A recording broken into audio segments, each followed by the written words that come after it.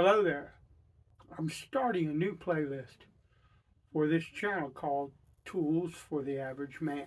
If you look on YouTube, you'll see a lot of tool channels. You'll see things like Project Farm and other channels that do reviews and testing, tool testing. But you're going to see videos here on YouTube of people that get tools that are sent to them by the manufacturer to review them. You're going to get videos on here of mechanics and uh, plumbers and DIYers and renovators and maintenance techs and HVAC and you name it.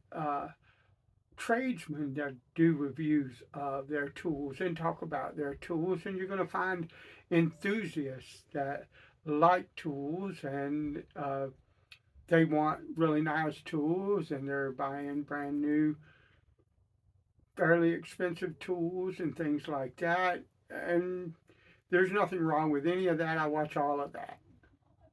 Okay, but I want to do a series of videos or a playlist about people that don't use tools all the time, like a homeowner or the average guy that he knows just a little bit about certain things and he can confidently do certain things like change his own oil and the belts on his vehicle and maybe change an alternator or something like that, or there might be, uh, he might be able to do some carpentry work in his own home, or he might be able to do simple plumbing jobs or simple electrical jobs or installing a ceiling fan or, just things that aren't very difficult to do that are kind of simple and straightforward and you can do them. Now, there are many other people that are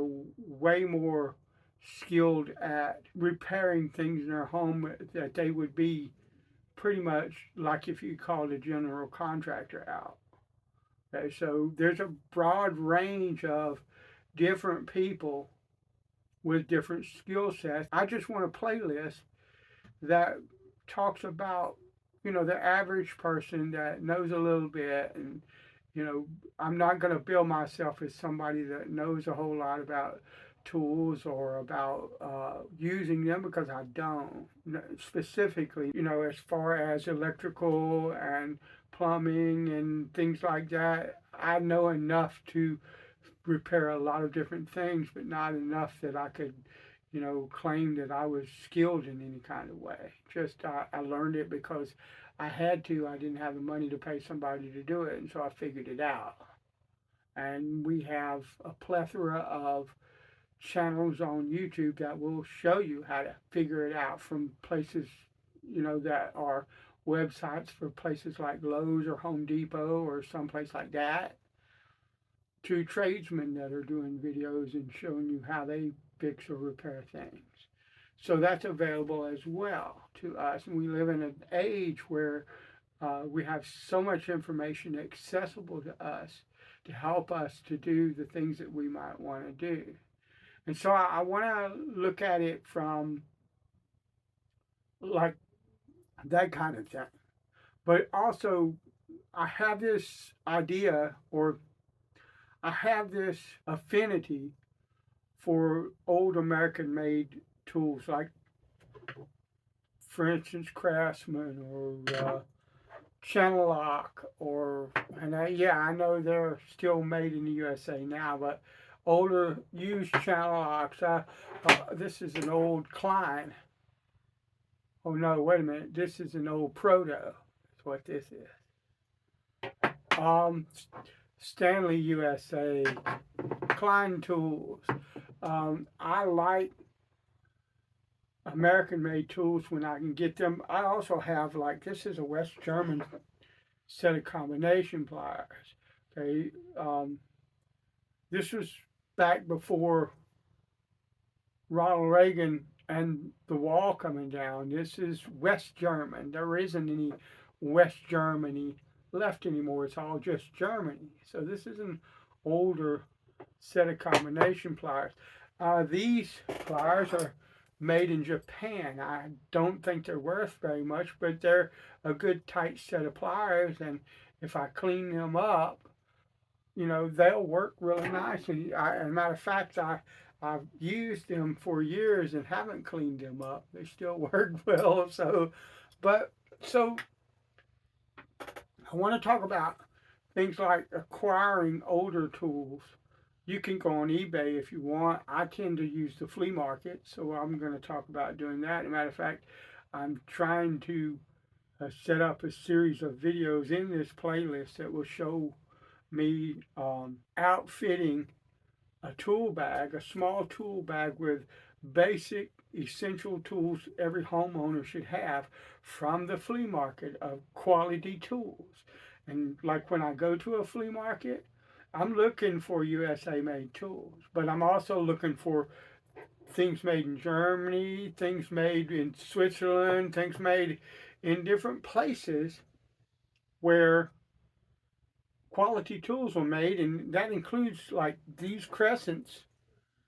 These are like made in Taiwan, I think, but they're crescent pliers and they're good pliers. Taiwan can make some good tools too, but I'm generally looking for older American made tools because I like that kind of thing.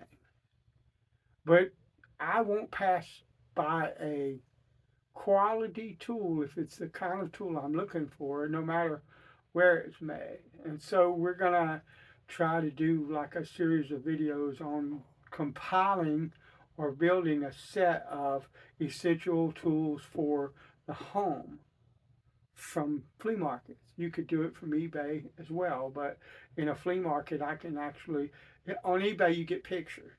And on eBay, you probably are gonna pay shipping. If I go down to the local flea market and pick this up, I can pick it up, I can look at it, I can turn it up and down, I can open and close it, I can look at the jaws, I can look at the handle, I see it really well because it's right here in my hand. And I can haggle with the guy if his price is too high. So we're going to do that, but we may also just talk about things like talk about the older tools. I might go and get stuff from the flea market and show you tools that I found. You're going to see like rehab videos. I wouldn't call them restoration videos like you've got guys on here that do restoration videos that make the tool look brand new, or a lot of times they make the thing look like a mirror, which most tools are not that shiny. But I mean, they make the thing look beautiful. Okay. I'm going to make it look good, but I'm not going to worry about making it look beautiful. I want it clean and rust free and able to be used in my home or in my automobile or whatever it is that I need. So, and there could be more things that I talk about tool wise as we go along in this thing and we get rolling with it. I can get all kinds of ideas. I have no clue yet. So I hope that you will come along with this and find it of interest, and I appreciate every one of you. Bless you. I'll talk to you later.